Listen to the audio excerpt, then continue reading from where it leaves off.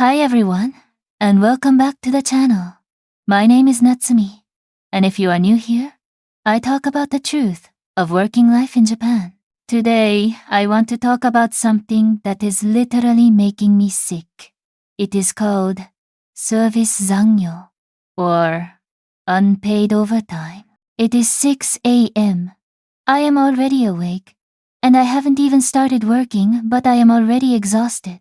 I work in luxury retail in Ginza, and the expectation for a pristine appearance is immense, especially for women in my field. I spend 90 minutes every morning just to look perfectly presentable. This meticulous routine, the perfect hair and makeup, is not vanity. It is a mandatory, unpaid part of the job. Then comes the commute. The 7:30 a.m. train is pure human density, cramming me in for an hour. I call this exhaustion before the clock starts the pre-service Zangyo. I arrive at the store by 8:45 a.m. 45 minutes before we even open, because the company expects mandatory early prep work.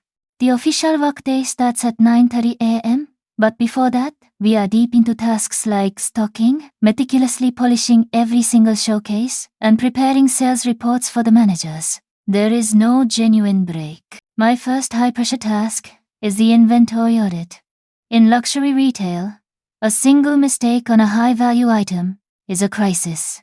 This demanding manual process requires intense mental energy right from the start. Throughout the entire day, I face the silent sales race, pressured to hit targets while maintaining an impossible level of politeness and hospitality. It is utterly draining to be that on for 8 hours straight, always smiling, always deferring to the customer. I often feel like I am little more than a human mannequin. This is where the specific gender pressure kicks in, adding to the mental toll. I recently presented a detailed, innovative sales plan in a meeting, only to be immediately interrupted by a male colleague, who repeated my points in a louder voice. The manager praised his innovative idea. Later, I was subtly reminded by a supervisor that my real priority should be managing the office's emotional labor, such as making sure senior male staff had their green tea ready and the office was tidy.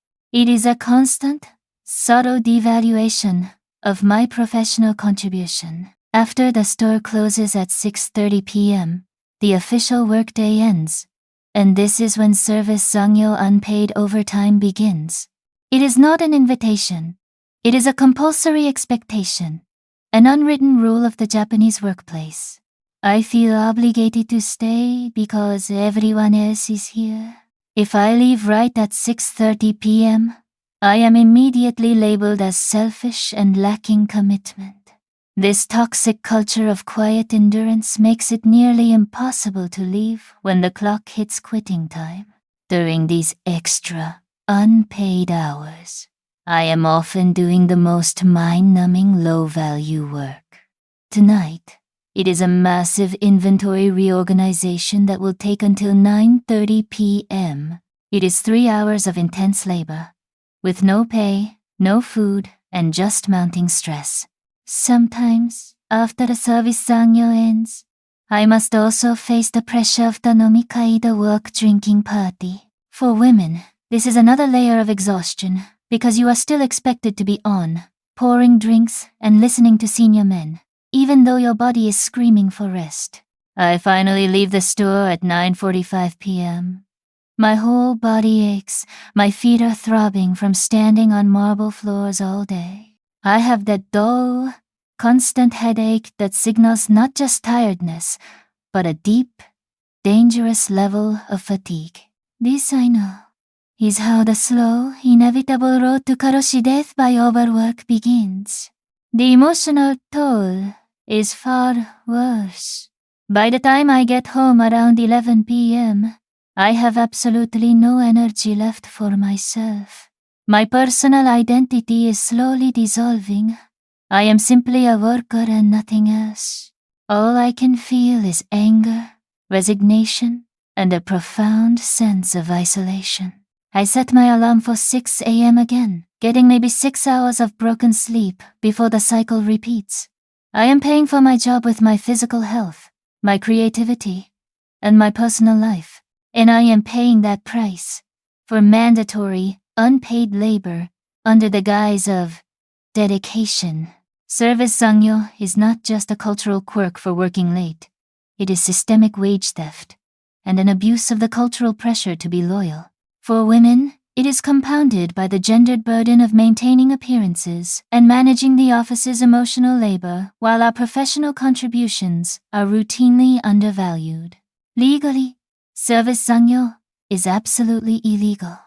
Japanese labor law mandates payment for all hours worked, period.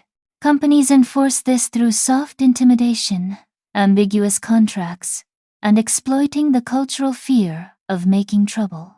If you are experiencing this, you must protect yourself. First, document everything.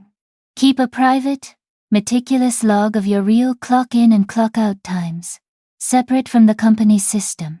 Second, if possible, communicate your official time of departure to your manager via email or another written format, creating a crucial paper trail. Finally, if the pressure becomes unbearable, you must seek outside help from the Labor Standards Inspection Office.